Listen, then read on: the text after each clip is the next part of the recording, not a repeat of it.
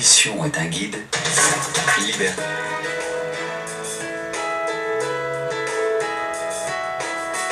Bienvenue à tous, merci d'être des nôtres, merci de votre fidélité à 3A Télé Sud. Le débat, nous allons le commencer maintenant avec la République du Congo, Brazzaville. Que se passe-t-il dans ce pays à un mois de la fin du mandat du président Sassou Nguesso à la tête de l'Union africaine? Sur le plan interne, le Parti congolais du travail est en débat, est en discussion par rapport à son avenir. Les opposants s'agitent aussi avec notamment l'UPADS de Pascal Lissouba. Il y a aussi Téléma qui est animé depuis Paris par l'ancien ministre Koukou Bédé, et puis le général Golondele essaye aussi de changer la donne en République du Congo. Alors pour en parler, nous avons invité sur ce plateau notre confrère Nicolas Bénard, journaliste. Bienvenue. Merci, bonjour. Et puis l'analyste politique Charles Christian Bempoudi, qui est avec nous aussi sur ce plateau pour parler justement de ce pays, donc la République du Congo. En deuxième partie de l'émission, on aura un autre invité qui viendra également analyser la situation avec nous. C'est le docteur Mourouma Chéri, qui est politologue très proche donc de l'UPADS, le parti de l'ancien président Pascal Lissouba. Alors, première question, Nicolas Bénin, on a l'impression que depuis la prise de la présidence de l'Union africaine par le président Denis Sassou Nguesso, les crises en Afrique ne se terminent pas pour autant. Il y a la crise ivoirienne, il y a la crise au Darfour, il y a la République démocratique du Congo avec peut-être la fin du processus électoral parce que l'élection est quasi terminée. Qu'est-ce qu'on peut en dire aujourd'hui au plan diplomatique? Est-ce que la présidence de Sassou Nguesso, ça lui a réussi ou plutôt ça lui échappe un peu? Mais je crois très sincèrement, cher confrère, que le président Nguesso arrive avec un véritable handicap, c'est de trouver une véritable poudrière, parce que le Darfour ne peut pas se résoudre en une année. La RD Congo, quand il arrive, la situation est suffisamment dégradée.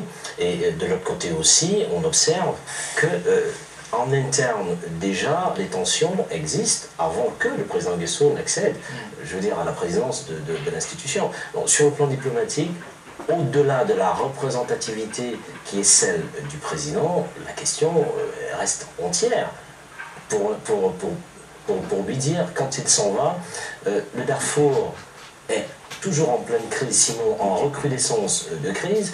La RD Congo, quel que soit ce que l'on dit... Je suis du scrutin. Ben oui, on ne sait pas si l'Union africaine a joué un rôle majeur. Voilà, c'est qu'on devrait bien savoir, parce que quand il a pris la présidence de l'Union africaine, il est parti en Côte d'Ivoire, rencontrer quasiment tous les protagonistes, le président Gbagbo, Ouattara, Guillaume Soro et les autres, pour en quelque sorte apporter sa touche à lui. Parce qu'il y avait là Thabo Mbeki, il y avait Obasanjo qui faisait la médiation. Mais qu'est-ce que ça a apporté la présence du président Sassou Nguesso on a la réponse par rapport à la crise ivoirienne? Oui, mais d'accord, mais on a la réponse du président ivoirien. Qu'est-ce que le président ivoirien pense de tout cela depuis le début? Rien du tout. Il a toujours estimé que la résolution de la problématique ivoirienne était ivoirienne et que les autres étaient des pantins, soit les Américains, soit les Français. Et de ce fait, il a toujours pris position. On a encore l'exemple de la dernière résolution par les Nations Unies. Le président Gbagbo, oui. Voilà, le président Gbagbo a estimé que la résolution de la crise ivoirienne ne pouvait être qu'interne et qu'on lui fiche la paix. Maintenant, le président Nguesso a fait ce qu'il avait à faire, c'est-à-dire intenter un processus de réconciliation par le biais, par le protocole, autant pour moi, du dialogue. Et ça s'arrête là. Ce n'est pas pour autant que les belligérants en Côte d'Ivoire ont accepté l'effectivité de M. Sassou Nguesso. Mais à partir du moment où c'est ce ministre des Affaires étrangères, Adada, qui est président de GTI, qui est ces groupes internationaux de travail là-bas, qui essaye de un peu rapprocher les positions des uns des autres, et que une fois arrivé aux affaires au niveau de l'Union africaine, le président Sassou a essayé d'être moins polémiste qu'Obasanjo à l'époque par exemple. On a fini par disqualifier Thabo Mbeki, qui était le médiateur depuis bien longtemps. Est-ce qu'il a pu maintenir l'unité de la Côte d'Ivoire, de la réconciliation tant recherchée, ou bien encore une fois l'Union africaine a confirmé son inefficacité en Côte d'Ivoire? C'est pas que l'Union africaine soit inefficace en soi, en tant que groupe ou groupuscule politique, ou alors en tant qu'association de présidents qui estiment que le continent africain doit sortir de sa léthargie, aussi bien économique, politico-sociale. Mais l'Union africaine n'a pas les moyens de sa politique, tout simplement. elle n'a pas les moyens de sa politique. Ça veut dire quoi? Elle n'a pas les moyens financiers, elle n'a pas aujourd'hui de véritable analyse politique qu'il faut pour faire de la prévention de crise. Parce que l'Union africaine fait quoi? Elle essaye de juguler la crise. C'est pas la crise. Il faut faire de la prévention. Il faut faire la prévention de crise pour qu'on arrive à la résolution des crises. Ce n'est pas ce que fait l'Union africaine parce qu'elle n'a pas les moyens de sa politique. Mais il y a aussi une chose qu'il faut souligner.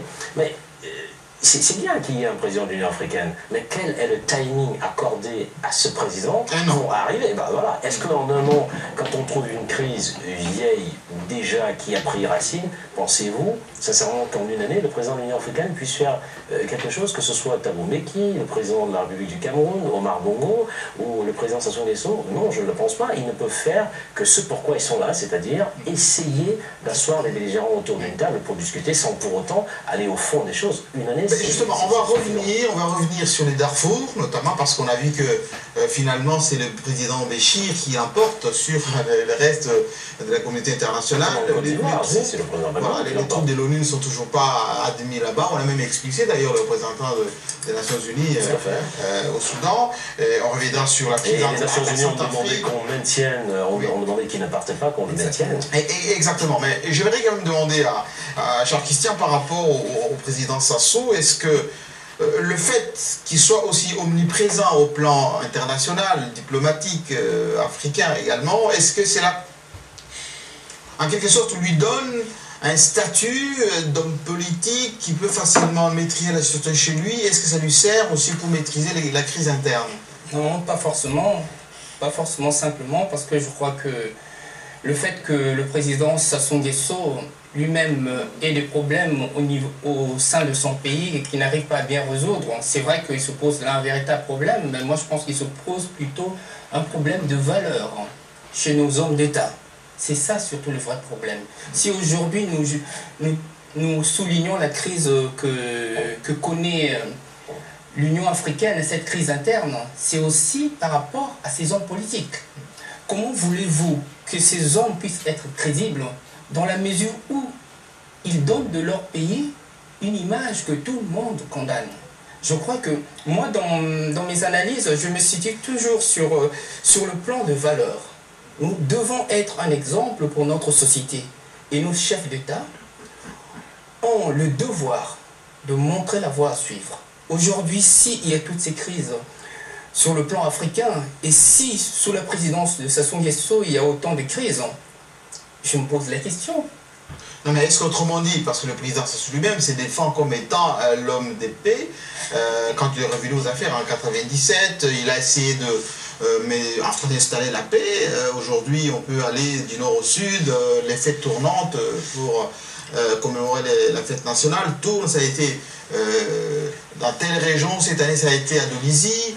Il y a quelques réalisations au niveau des constructions, etc. Est-ce que cela ne démontre pas qu'il a la maîtrise des situations chez lui et qu'il peut aussi déléguer ou en quelque sorte montrer à l'opinion africaine, par exemple, que chez moi j'ai résolu des problèmes, il faut aussi s'inspirer de ce que j'ai fait chez moi avec mes opposants et puis avec ceux qui faisaient la guerre contre moi. Écoutez Jean-Marie, je veux bien qu'il en soit ainsi, mais si un pas a été fait de ce côté, mais ce pas ne suffit pas.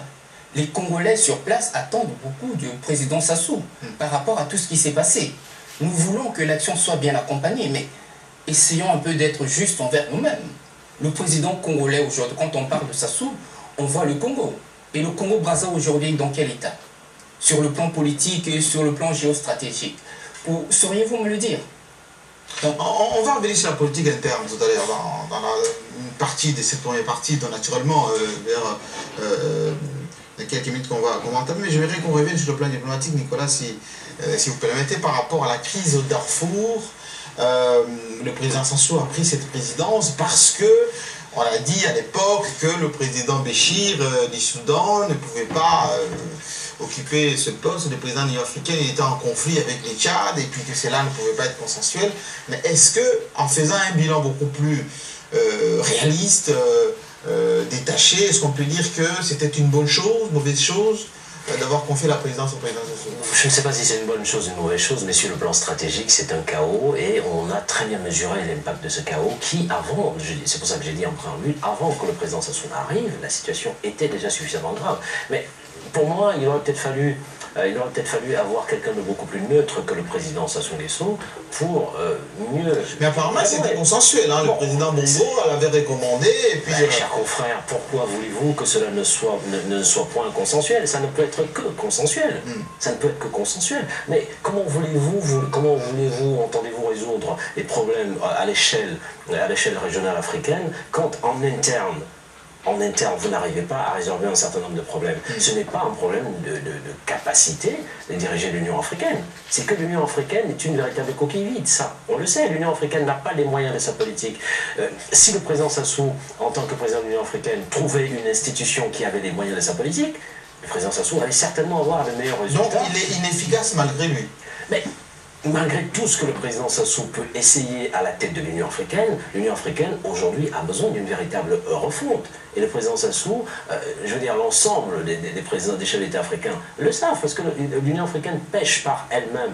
Elle ne peut pas réunir les fonds, parce qu'elle ne peut pas réunir les fonds, elle ne peut pas réunir les hommes, elle ne peut pas réunir une armée, parce qu'elle n'a pas les fonds pour pouvoir payer, subvenir à ses besoins. À partir de là, quelle que soit la personne qui assume la présidence... Pourquoi on est passé de l'OUA à l'Union africaine si effectivement il n'y avait pas une volonté des réformes et qu'on puisse trouver des moyens conséquents pour gérer les crises?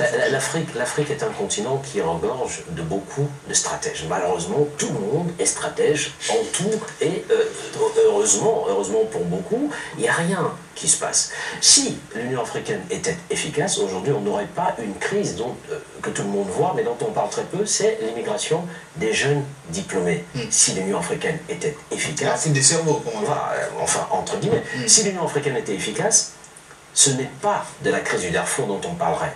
Non, c'est pas ça qu'on mettrait en avant. Si on continue à avoir des conflits en Afrique, c'est parce qu'il y a un autre problème que tout le monde refuse de voir. C'est les jeunes, aujourd'hui, on ne sait pas où ils sont. Tout le monde parle de quoi? Tout le monde parle d'immigration, mais personne ne veut mettre en place... Mais il y a eu le forum des jeunes à Bamako qui avait interpellé d'ailleurs en marge du sommet France-Afrique à l'époque. Chers confrères, entre les chefs d'État... Entre les sommets des chefs d'État, entre les forums qui se tiennent, des résolutions sont prises. Je veux dire que où est-ce qu'on en est avec la masse de ces résolutions? Mais la jeune fille qui a représenté les jeunes à l'avant-sommet, en préambule du sommet des chefs d'État, il y a des choses qui ont été dites. D'accord? C'est quoi la suite? Ça veut dire pour moi que lors du sommet des chefs d'État à Bamako, on aurait acté sur ce qui avait été dit par les jeunes pour que ce soit cela l'ordre du jour. Mais qu'en a-t-il été?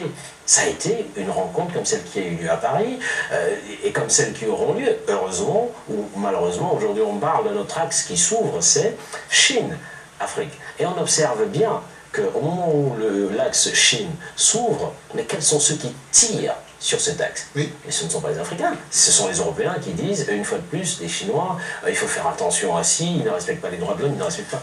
Oh, où est-ce qu'on va? Donc, soyons pragmatiques, réformons l'Union africaine, donnons-lui les moyens de sa politique pour que l'on puisse dire le présent, pour qu'on puisse juger du bilan effectif et réel de celui qui assumerait la présidence. Exactement. Alors, Charles, j'aimerais savoir, par rapport à cette Union africaine, allez, c'est pas un secret qu'on puisse trahir, mais il semblerait que le président en exercice de l'Union africaine n'a pas un budget attribué par l'Union, à la manière de Konaré par exemple, qui lui dirige la Commission européenne, la Commission africaine, pour pouvoir fonctionner normalement. Est-ce qu'il manque là une volonté politique de la part des dirigeants africains qui font partie quand même de l'Union d'une part, ou bien l'Union africaine c'est la somme des intérêts particuliers de chaque État? Non, moi je dirais que cela est évident. L'Union africaine aujourd'hui n'a pas les moyens de sa politique. Ça c'est bon, c'est sûr. Hein. On voit un peu toutes les grandes organisations qui apportent leur soutien à l'Union africaine. On voit aussi la crise du Darfour, hein. La façon que les autorités soudanaises ont traité l'Union africaine. Donc je crois que non seulement l'Union africaine n'a pas les moyens, il y a aussi la crise au sein de ses composantes, et ça c'est très important. Entre la Commission et la présidence. Oui, et tout à l'heure vous avez souligné quelque chose de très important. Pourquoi avoir passé de l'OUA à l'Union africaine? On a voulu faire un peu comme cela se passe en Europe. Et ça pose là une véritable problématique. Je crois que nous devons toujours tenir compte de nos réalités et d'être aussi en mesure de voir ce qui est faisable ou ne l'est pas. Or, souvent chez nous, les chefs d'État s'imposent parce qu'on les impose. Or, cela pose une question. Est-ce que c'est parce que quelqu'un est imposé que automatiquement, nous autres citoyens, nous allons tirer profit? Donc, c'est là que se situe la problématique. Tant que la chose ne sera pas bien traitée, tant que nos présidents ne feront pas un effort de montrer à la jeunesse africaine et à tout ce qui représente cette jeunesse que voilà la direction que nous devons suivre, tant qu'ils ne feront pas un effort, que l'image qu'ils donnent de l'Afrique correspond aussi à ce que nous suivons avec les multimédias, à ce que nous suivons, à ce qui se passe ailleurs, je crois qu'il y aura toujours cette crise profonde. Alors justement, Nicolas Bénard, on dit également le président Sassou, quand il parlait des objectifs pour sa présidence, il parlait de la lutte contre la pauvreté, il parlait du NEPAD, donc ce partenariat, nouveau partenariat avec le Nord, en fait les Occidentaux en général, et plus il y a un développement auto-centré sur ce qui se passe sur le continent. Mais quel bilan peut-on faire? Est-ce que cette ouverture avec la Chine, le NEPAD y est pour quelque chose? Qu'est-ce qui est fait concrètement? Est-ce que, comme le disait le président Wade, le NEPAD c'est une grande et grosse administration qui ne consomme des fonds que pour des conférences et des colloques? Mes chers confrères, j'ai souvenir d'une chose, c'est les paroles du président Ouad au dernier sommet de Tunis 1, sur les nouvelles technologies de l'information et de la communication. Quand en conférence de presse on lui pose la question, Excellence Monsieur le Président de la République, où est-ce qu'on en est avec le NEPAD? Tiens, il marque un temps d'arrêt et dit le NEPAD, il se balade quelque part. Nous avons fait une erreur, le NEPAD, d'avoir confié le NEPAD aux technocrates. Donc il fait le constat d'un échec. À partir du moment où on fait le constat, et il n'y en a pas beaucoup, hein, qui ait le courage de faire le constat d'un échec. Là, je ne juge pas sa présidence et autres, je parle du NEPAD. Le NEPAD a certes, c'est certes une volonté de faire avancer les choses en Afrique. Ça, c'est une chose. Avoir la volonté d'eux, c'est une chose, et pouvoir le faire, c'est autre chose. Pour faire avancer les choses dans un pays, il faudrait en préambule que sur 10 institutions, il y ait 3, voire 4 qui fonctionnent. Aujourd'hui, il y a une problématique, c'est que ça ne fonctionne pas. Pourquoi ça ne marche pas? On a dit qu'il y avait un procédé qui était le contrôle par le père, c'est-à-dire le chef d'État évalue au fur et à mesure que les dossiers avancent. Mais nos chefs d'État, chers confrères, sont là depuis, pour certains, 40 ans, oui, comme le président, pour d'autres, 30 ans. C'est une vie humaine. C'est une vie humaine. Avez-vous envie de me faire croire que parce qu'un président part 15 ans après et qu'il revienne 5 ans après ses 15 ans, il fait un discours en disant « je vais », alors je lui pose une seule question, qu'avez-vous fait les 15 ans? Est-ce que le peuple, aujourd'hui, en Afrique, a pouvoir d'interpeller les dirigeants sur ce qu'ils font au quotidien? Non, tout est bâclé. Et tant que nous aurons ce système où il n'y a que celui qui est à la tête qui disent voilà le cap et tout le monde se met à suivre et tout son entourage ne réfléchit par plus. rapport au nouveau partenariat avec la Chine, ou plutôt cette dynamique axée sur les Sud-Sud, en fait, la Chine avec le continent africain, est-ce que les NEPAD y est pour quelque chose? Est-ce qu'il y a une dynamique, une stratégie? Je crois que la Chine a une vieille tradition d'investissement en Afrique, d'accord? Je prends un exemple simple sur mon pays de Cameroun, on a très bien vu que quand les Chinois prenaient une réalisation ou un chantier, je veux dire, ils y travaillaient et ils donnaient des garanties. Et ce chantier... Et ça allait jusqu'au bout et ça va très vite. Non seulement ça va jusqu'au bout, ça va vite, mais c'est efficace. Oui. D'accord? Et quand on regarde les coûts de ces réalisations comparés à beaucoup de coûts, on va voir qu'ils ont réalisé une œuvre très bien faite à des coûts normaux et en donnant des